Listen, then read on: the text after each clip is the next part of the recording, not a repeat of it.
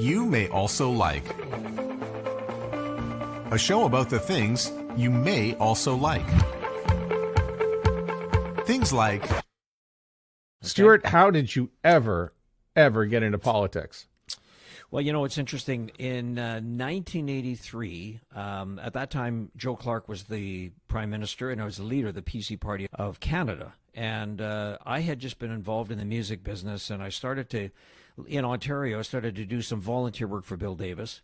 And part of that, Matt, was really looking at, you know, when a politician comes into a room, I kind of looked at it from a rock and roll perspective and said, why don't we sort of jam the music like up and get this crowd going and make it work? So I started doing some volunteer stuff with Bill Davis in Ontario. And then, of course, Brian Mulroney came along in 83 and became the new leader of the PC Party of Canada. And during the election campaign of 1984, I spent a fair bit of time on the road with him as a volunteer, just kind of setting up events for him. And the classic story on this thing, Matt, is that the last day of the election campaign, we're doing this massive rally in London, Ontario at the airport, thousands of people out. And at the end of it, he is flying to his home base in Baie-Comeau for election night in 1984. And if you wouldn't know, he looks around and turns to me in front of all these people and says, I'm going to give you a call. And I thought, this guy is so good, like in front of all these people, right?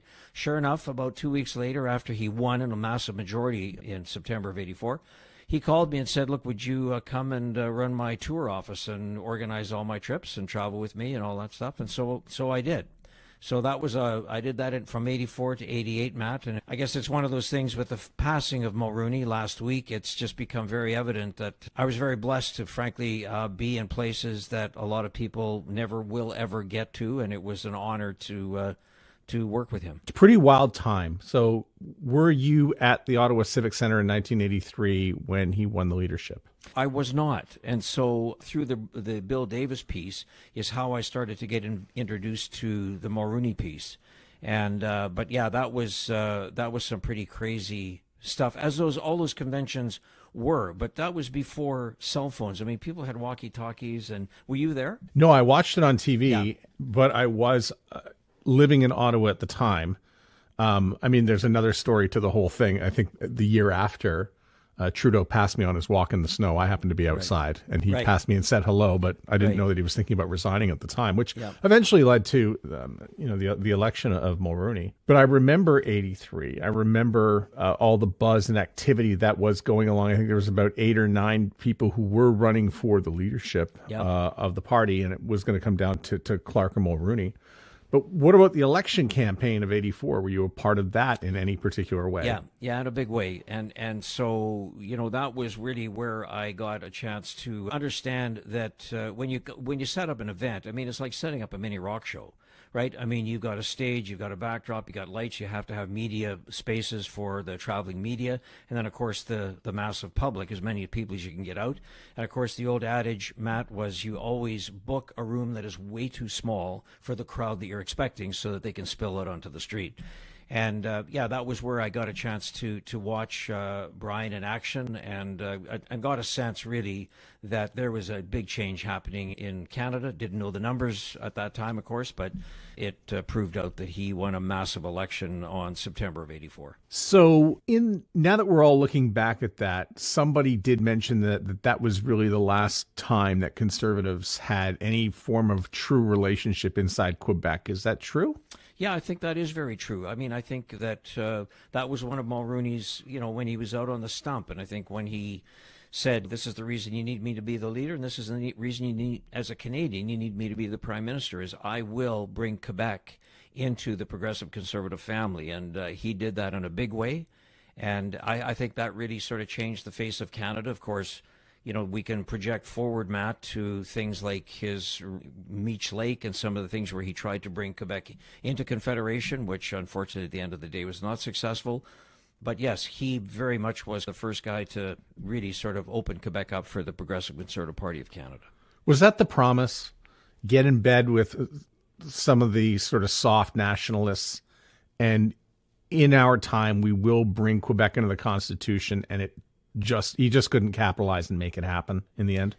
Yeah, I think that was very much the hope and the intent. I mean, I think he was seen as a homeboy Quebecer. I mean, not that Trudeau wasn't for sure, but I think that that was kind of where he wanted to go. And he saw this incredible. Trudeau was amazing to bring the Constitution here to have it signed in Parliament, but he was short one major province, being Quebec, and Mulroney looked at that and said, leave it to me. I know how to negotiate. I know these folks. I have to get to be prime minister, but once I get to be prime minister, let me bring this country together from coast to coast to coast.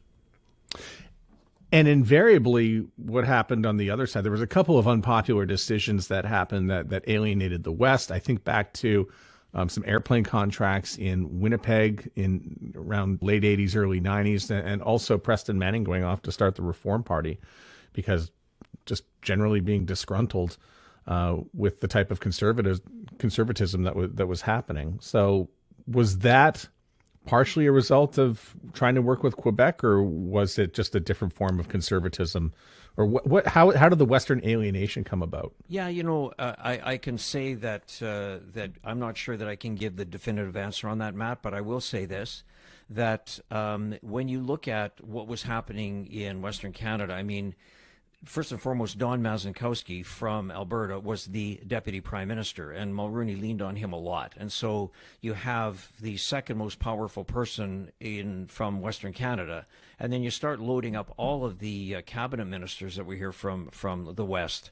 I think anytime you make a decision, you're going to help. I mean, I remember Mulroney always used to say, as prime minister, I get a chance to appoint the postmaster of some small town in Manitoba. I make one person happy and I upset, 500. So, I think when you make decisions, and clearly I think the CF-18 contract and the CF-5 contract that would really polarized what happened between Manitoba and Quebec. This is a bit of a rabbit hole for a second, Matt, but financially, it was a much better contract to get the CF5 Bristol contract here in Winnipeg in Manitoba than it was the 18, but it was the fact that it went on and on and on, and then it appeared as if Manitoba became a second cousin. And in politics, when things don't go well, if somebody's sharp on the other side, and Preston Manning was obviously a very, he's an intelligent guy, and I have my love affair and hate affair with Preston Manning. He was an intelligent guy, but that's where the West wants in. And one thing that happens, and you see it down across the border, MAGNA, what does that mean? Make America great again. Well, for some people, a slogan like the West wants in it, people start looking at it and saying, yeah, we do. They don't necessarily understand what it means, but you can kind of grab onto it, and certainly was very successful for Preston Manning. He did some things, whether it was in the first term or in the second term, and not everyone was a fan of free trade, and he got reelected based on that, on his work getting free trade with the United States and Mexico. I remember an early clip, J'ai voté pour toi, et après ça, c'est Bye Bye Charlie Brown. Yes. The Bye Bye Charlie Brown clip that ran on French media. The GST was not popular everywhere. It replaced the manufacturer's tax, but essentially it was a consumer's tax. Doing unpopular things, there were some unpopular things that were good for Canada, but he withstood them. Yeah, and I would say, Matt, that just if you step back for a moment, I think when you look at where we are today and you look at politics today, I mean, it's social media, it's 140 characters. I mean, I do think that a good, fair question to ask all leaders of all political parties is, where has the big thinking gone? Like, where has the risk-taking gone? And, I mean, one thing about Brian, he was never afraid to take a risk. I mean, he took some, and when he didn't succeed, like Meech Lake, he was crushed. But, that didn't stop him from trying to make a big decision or have a vision for a country that he felt was worthwhile. And you look at the free trade agreement, that 1988 election was really a free trade election. And I can tell you, when I traveled with him on the bus, the election bus, I mean, there were times like in Kingston, Ontario, that we had to bring in I guess it would be the OPP on horses, because there were people, they were rocking the bus and they were against it. And I mean, it really polarized people, but it got people engaged. And I'll make two comments on it, Matt. Number one is, I think, and I could be wrong and I stand to be corrected, but I believe that voter turnout for that 88 election was one of the highest we've ever seen in Canada, which showed that people got engaged. Whether they voted against or for, I mean, they got engaged. But the second thing is, and I think that this is a lesson for a lot of political leaders, is that, in 84, Mulroney mopped the stage with Turner. I mean, it was, you had a choice, sir, you could have done better. So that changed things amazingly.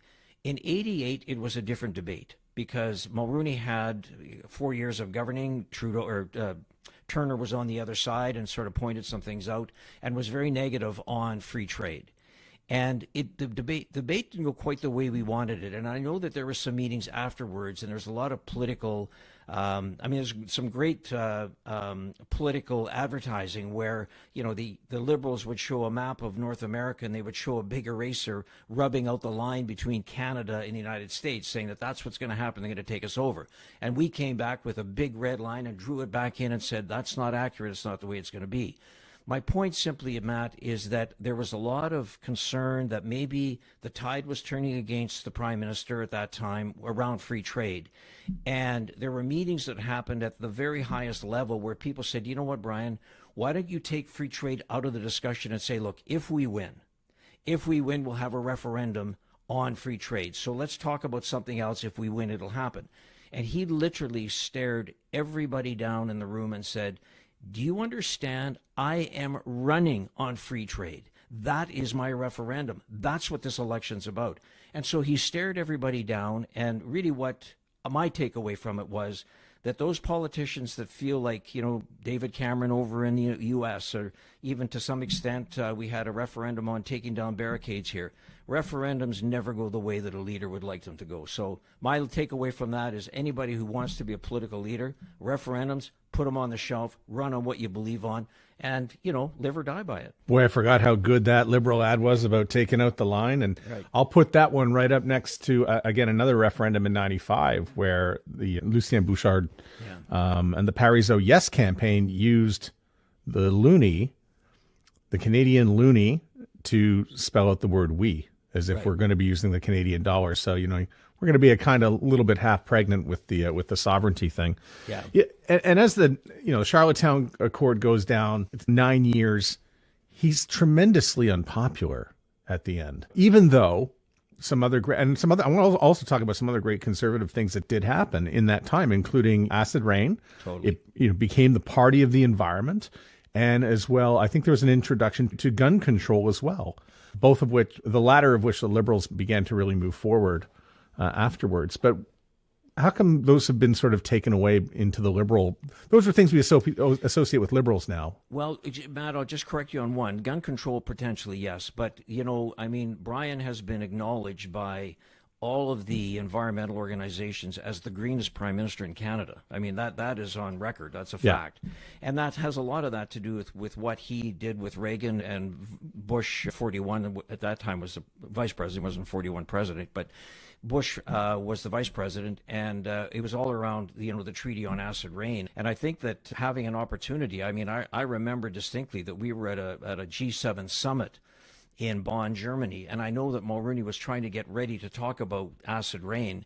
And Reagan came out and went to the washroom. And I was standing outside the room, and Mulroney came out in a shot, and he looked at me, he said, "Where'd he go?" And I said, "Well, he's in the washroom." So Brian followed him in. And I can tell you that during that moment, they started a conversation about how do we start, from a Canadian perspective, engage the Americans on acid rain. And of course, the culmination was Bush vice president coming up to Ottawa, and some conversations that obviously led it to fruition. But, those are some of the things that from time to time you see, and you realize there's a story to be told there. So it was a fascinating moment for me personally. He had a lot of deeply personal relationships with a lot of powerful people. Good friends with Lucien Bouchard till he wasn't. Right. George Bush, attending family functions together, weddings and whatnot. A lot of deeply personal relationships. Yeah. And, Matt, I think on that score, I think when you look at Brian and his legacy, and those that don't like him, they might as well just tune out right now. It won't change them. But for anybody that wants to look at this guy and just try and judge some of the things that he did, he loved, as you say, deep relationships. He worked hard to have a great relationship with both Reagan and Thatcher. He wanted to be part of that club. But, on apartheid, he parted company with Margaret Thatcher, but he didn't do it in a malicious way. He didn't do it in a way that caused all sorts of media stories and cycles. He basically took a stand. He talked to Thatcher. He knew that she was going to disagree, but he knew that he would be on the right side of history because of his relationship and his understanding of apartheid. And so, history would show that Mandela then came to Canada and was very, very thankful for what Brian Mulroney did. But the other one you talk about in terms of personal relationships is when Reagan wanted to bring in this whole thing called Star Wars that was going to sit up in the sky and protect everybody from what might come from enemy fire from across the way. And again, Mulroney knew that Star Wars was not something that Canadians would embrace.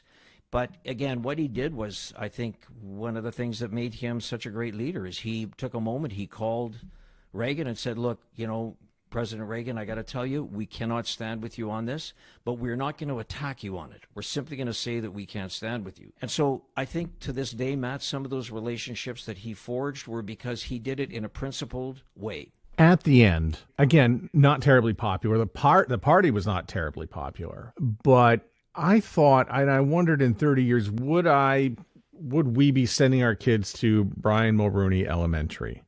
Would there be an airport named after him? Not terribly revered, but in passing, we all look back and go, yeah, we remember the good times. Well, I mean, you have to look at the battle that he went through in the good GST, that people looked at that and said this was, I think, one of even his own caucus members called it the Gouge and Scrooge tax. And, what all Mulroney was trying to do from a business perspective was to take a hidden tax and make it very visible.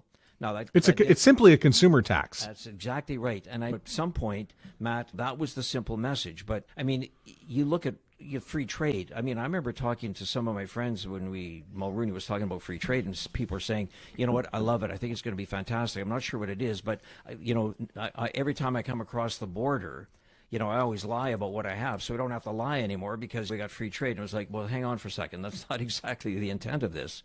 But, that today, I mean, you look at how free trade has built this economy in Canada, and it's due to obviously free trade and then NAFTA as it went on. But, that was Mulroney looking at it and saying, if you're making a widget in Baie-Comeau, do I want to sell it to 20 million Canadians or 200 million in the States? Why won't we send it to 200 million in the States? And I think history will show that was a very big decision to make.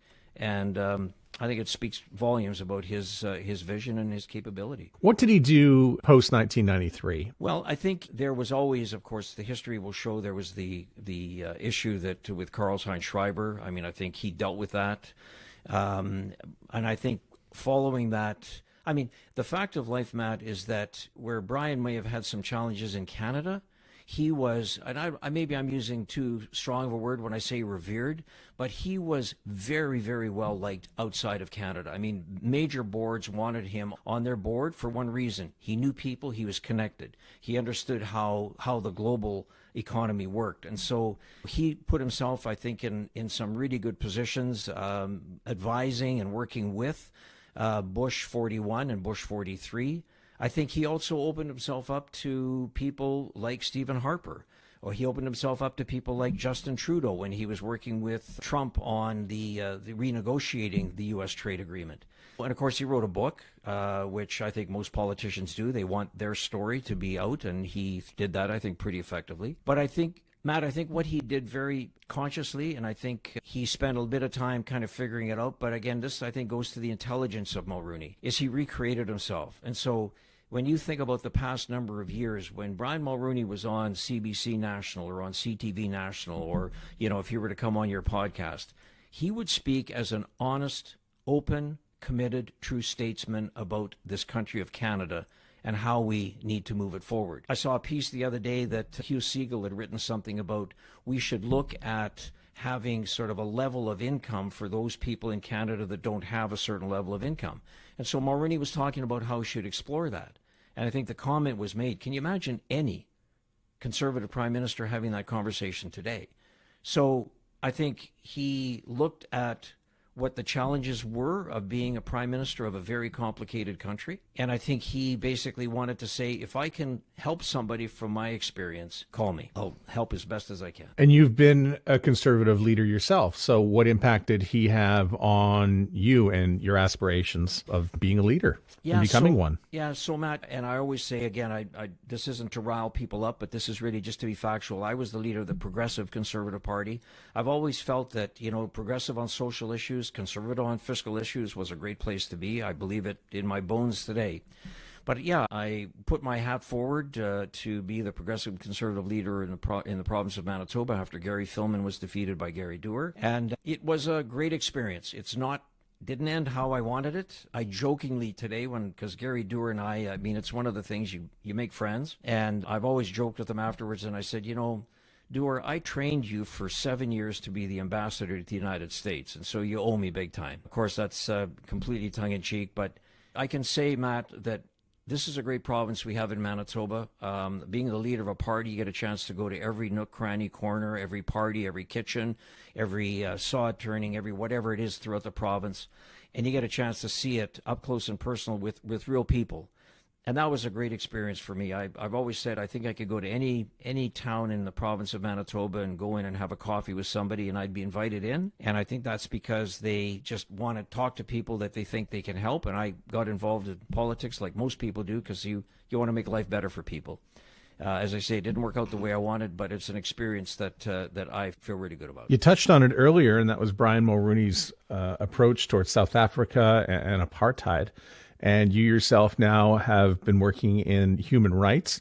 How'd you get started in human rights? Yeah, and Matt. Human rights advocacy. Yeah. Thanks very much. So, I was the inaugural CEO of the Canadian Museum for Human Rights that started here in Winnipeg. I mean, it started it way before me. I mean, Gail Asper, Izzy Asper, the Asper family. But we broke ground in 2009, and I was a part of that to oversee the actual construction and then the working of the content inside the building to sort of how we would use it from an educational tool, a building. It was amazingly gorgeous. Little sidebar, Matt, by the way, the architect, Antoine Predock, just passed away, I think yesterday or today. I just got a note on that. So that's a tragedy. He was an artistic genius. That building is pretty spectacular. But I got a chance to be the president and CEO of the Canadian Museum for Human Rights. Matt, I'm not a human rights expert, never will be, but I was fortunate enough to be surrounded by a lot of people who were. And so I learned a tremendous amount from them and their passion and their commitment. And when I left the Canadian Museum for Human Rights in 2014, I started to get a sense of who is engaged in the province or the city of Winnipeg on human rights issues. And that allowed me, and one of the people that I met was a young woman who was at the University of Winnipeg who had started a human rights hub. It was a kind of a calendar. Her name was Christy McLeod, and she was trying to find out how we could engage more people with events happening in Winnipeg. And she graduated. I got to know her, and I took over the Human Rights Hub just as COVID hit. And it was at that point that I was fortunate enough to be introduced to you and start a podcast called Humans on Rights. And I thoroughly enjoy the opportunity it's not my show. And I think you've been a great mentor for me, by the way, on that, Matt. You've been very helpful in giving me a sense to understand how you can try to make the program as positive as possible, but by allowing people, just as you're doing here with me, by the way, allowing people to sort of tell their own stories. So I love the idea of engaging people, experts, educators on issues. Because, I learn, and I'm just hopeful that the audience that's listening, that's engaged, learns. And it's a chance for us to feel, I think, pretty positive about how passionate we are in the city of Winnipeg about human rights and making the life better for people as best as we can, knowing that there's a lot of challenges.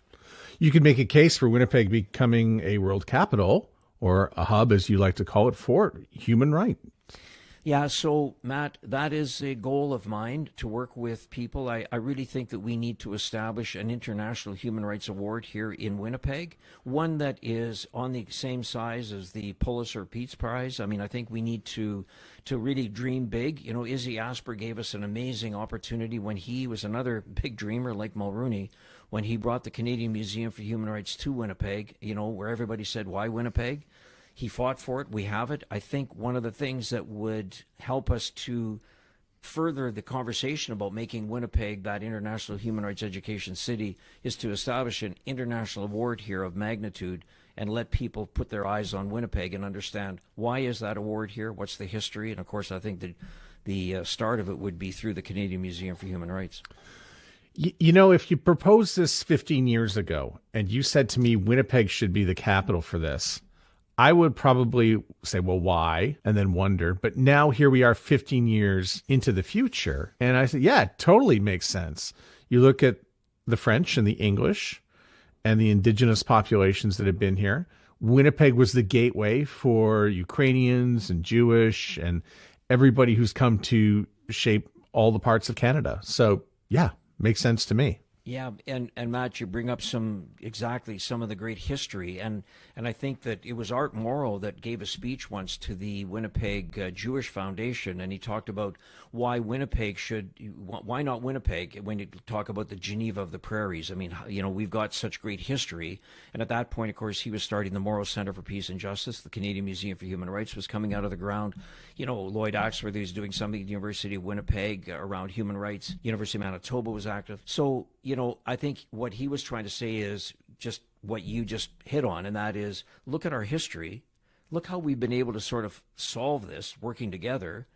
How do we now not establish what the next steps are, and that is to make Winnipeg an international human rights education city? Well, continued success on the podcast. I love to keep count, and I do my best, but I think you're 70 plus episodes into the show that started in the pandemic, and here we are 2024, and we are chugging along nicely, and lots more guests, and it comes out every 2 weeks, of course. Yeah, no, and listen, again, thank you, Matt, for all the great work that you do, and yes, last issue was 74, episode 74, with Chef Rob Thomas, who you know, talking on Black History Month about the importance of what food has to do with culture, and was a great program. Again, not because of the host, but because of the people that were on. Thanks so much for talking today, Stuart. I appreciate it. Matt, as always, thanks for everything you do. Much appreciated. Thanks for listening to You May Also Like. You may also like our website at youmayalsolike.net. The show is produced by Evan Serminski and built for your ears by everyone at the Sound Off Media Company.